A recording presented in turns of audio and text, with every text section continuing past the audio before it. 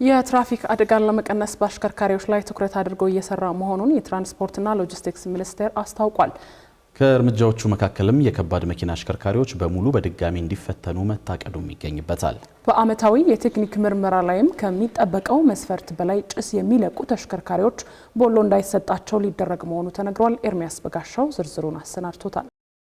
ኢትዮጵያ ከትልቅነቷ ጋር ሲነጻጸር አነስተኛ ቁጥር ያላቸው ተሽከርካሪዎች ያሉባት ሀገር ነች። የተመዘገበው ተሽከርካሪ ቁጥር ከ1.5 ሚሊዮን የሚዘላ አይደል። ተገላቢጦሹ ግን እነዚህ አነስተኛ ቁጥር ያላቸው ተሽከርካሪዎች የሚያደርሱት የትራፊክ አደጋ ብዙ መሆኑ ላይ ነው። በሕዝብ እንደራሴዎች ምክር ቤት ዛሬ በተካሄደው 4ኛ መደበኛ ስብሰባ ላይም ለትራንስፖርትና ሎጂስቲክስ ሚኒስትሩ አለሙ ስሜ ከቀረቡላቸው ጥያቄዎች አንደኛውም ይህንኑ የተመለከተው ነበር። ሚኒስትሩ ምላሽ ሲሰጡ እስካሁን 70 በመቶ የትራፊክ አደጋ የሚከሰተው በአሽከርካሪ ችግር ሆኖ እያለ እኛ እግረኛ ላይ ስንሰራ ከርመን ከችግሩ ጋር ተላልፈናል ብለዋል። አሁን ይህን ችግር ለይተን ትኩረታችንን በዚህ አብዛኛው የአደጋ አድራሽ ወደ ሆነው አሽከርካሪዎች ላይ አድርገናል። በቅርብ ጊዜ ወደ ፈተና እንገባለን። መመዝገብ ጀምረናል።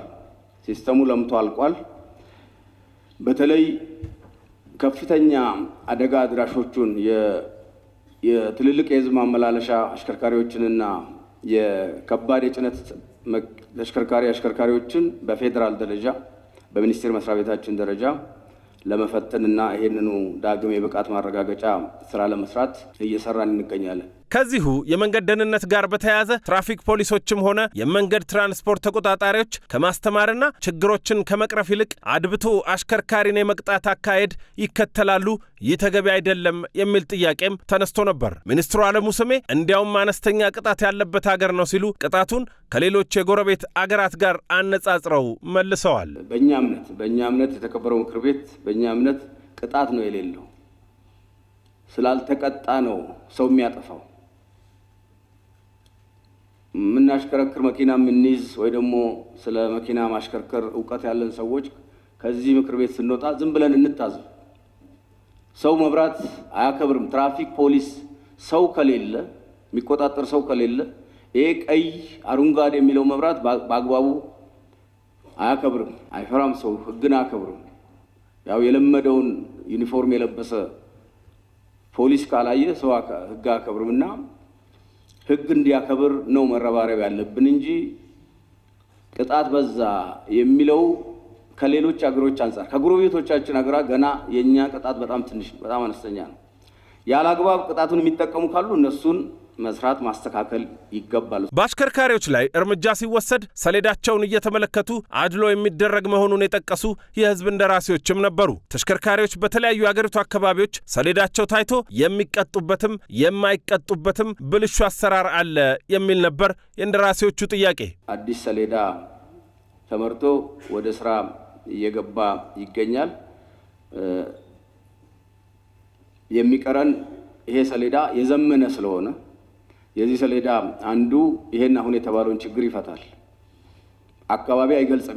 ይሄ ሰሌዳ አካባቢ ማወቅ ያለበት አካል ብቻ ያውቃል። የህግ አካል ብቻ የሚመዘገብበት አካባቢ የለም ማለት አይደለም። ተሽከርካሪ የሚመዘገብበት አካባቢ ይኖራል። አዳማ ከሆነ ያ ተሽከርካሪ አዳማ ስለመመዝገቡ ህግ አስከባሪው ብቻ ያውቃል። በምን በሚስጥር በሲስተም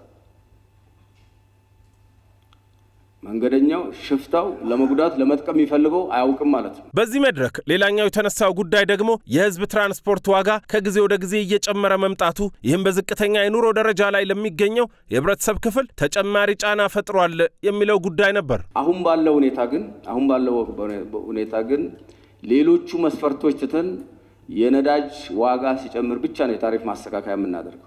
የነዳጅ ዋጋ ጭማሪን ብቻ ታሳቢ ያደረገ ነው የታሪፍ ማስተካከያ የምናደርገው። ይህም ተጨማሪ የዋጋ ግሽበትን እና የኑሮ ጫናን በትራንስፖርት ተገልጋዩ ህዝብ ላይ እንዳንጨምር ተብሎ ቅድም ያልኳቸው የመኪና ሰርቪስ ማድረጊያ፣ ጎማ መግዣ፣ ሌሎቹን ነገሮች እንተውና ነዳጅ ሲጨምር ብቻ ከዛ ጋር መኖር ስላለባቸው ትራንስፖርተሮችም ትርፍ ካላገኙ አይሰሩም። እነሱ ካልሰሩ ደግሞ ትራንስፖርት በአጠቃላይ የለም ማለት ነውና ያንን የማስተካከል ስራ ይሰራል ማለት ነው። ከተማው ውስጥ አሁንም የሚሽከረከሩ አሮጌ ተሽከርካሪዎች ከሌላው ችግራቸው በተጨማሪ በሚለቁት ጭስ ምክንያት አየሩን ለብክለት እየዳረጉት ነው የሚለውም ሌላኛው ለሚኒስትሩ የቀረበላቸው ጉዳይ ነበር። ሚኒስትሩ በምላሻቸው ከዚህ ቀደም በመንግስት ከተወሰኑ ውሳኔዎች በተጨማሪ የተቀመጡ የመፍትሄ እርምጃዎችን አንስተዋል። የሚለቀቀው እያንዳንዱ የነዳጅ የሚጠቀም ተሽከርካሪ የሚለቀው ጭስ እየተለካ ነው ያለው። ተለክቶ ከዛ ስታንዳርድ በላይ ከሆነ እንዲነዳ አይፈቀድለትም ማለት ነው። መቅጣት ምናምን አይደለም፣ አይፈቀድም።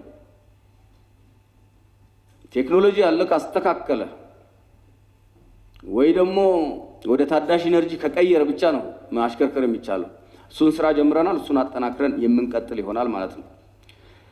የዓመታዊ ቴክኒክ ምርመራም ይሄን እንዲያካትት ተደርጓል። ቦሎ ለማግኘት አሁን የበካይ ጋዝ ልቀትን መጠን እንዲለካ ተደርጓል።